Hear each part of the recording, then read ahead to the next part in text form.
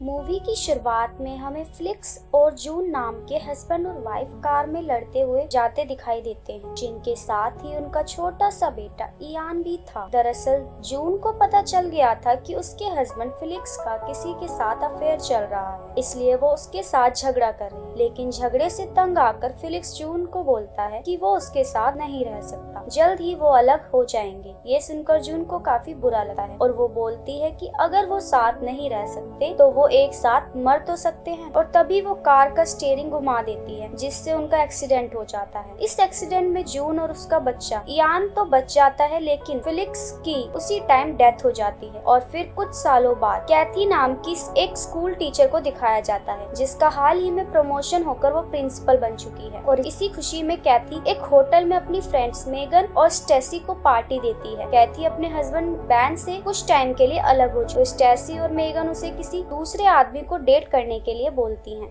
लेकिन कैथी इसमें इंटरेस्ट नहीं ले रही थी। और इसी बीच वहाँ का एसी खराब हो जाता है, तो ये लोग इसके लिए होटल मैनेजर को कंप्लेंट करते हैं। तो इसके कुछ देर बाद ही इयान नाम का एक लड़का आकर उनकी एसी ठीक करवा देता है। इयान काफी हैंडसम और यंग था, तो मेगन और स्टेसी उस पर लाइन भी मारने लगती हैं। और फिर रात को कैथी स्विमिंग करने के लिए जाती है। इयान भी वहीं आकर कैथी के साथ फ्लर्ट करने लगा है। कैथी भी इयान से अट्रैक्ट हो जाती है, जिसके बाद में ये नहाकर रूम में जाकर इंटीमेट हो जाते हैं। लेकिन इयान इस सब की वीडियो बना लेता है। इसके बारे में कैथी को पता नहीं चलता। और फिर काम खत्म करने के बाद इयान उसी होटल के एक लड़के को उसकी शर्ट और कुछ ड्रग्स देता है। यानी कि यहाँ पता चलता है कि इयान कोई होटल सर्विसमैन नहीं था, वो प्लान बनाकर कैथी के साथ इंटीमेट होने आया था। और फिर इयान घर जाता है तो वहाँ उसे उसके स्टेप डैड मिलते हैं, जो कि एक ड्रग डीलर था। दरअसल इयान उसी फ्लिक्स का बेटा था, जिसकी मूवी की स्टार्टिंग में मौत हो गई। अब वो अपनी मॉम के साथ इसी घर में रहता था, जिसकी मेंटली कंडीशन ठीक नहीं। इसके बाद अगले दिन कैथी अपनी बेटी बरी के साथ स्कूल जाती है। बरी का ये पहला दिन था, तो जीना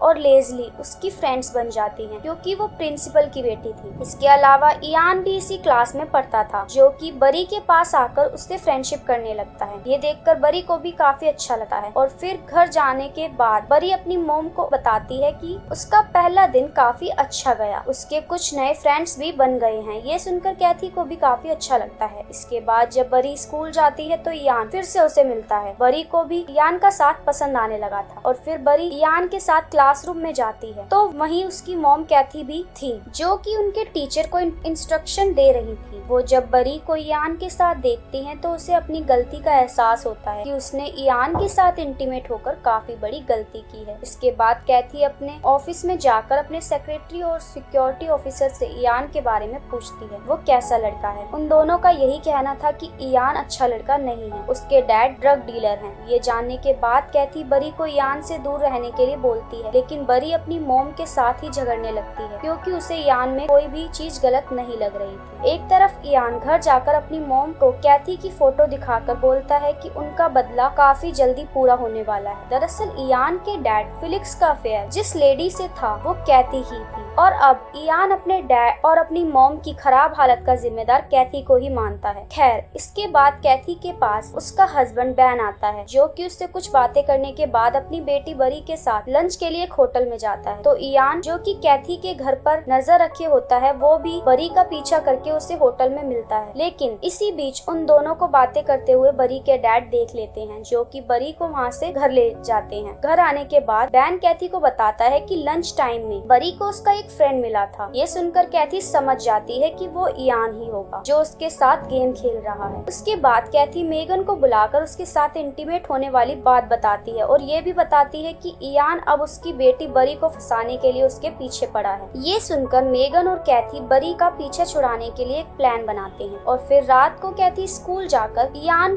के लॉकर में चाकू रख के अगले दिन चाकू का बहाना बनाकर इयान को स्कूल से निकाल देती है। इयान इससे काफी गुस्सा हो जाता है और घर जाकर वो गुस्से में अपने स्टेप डैड को मार डालता है।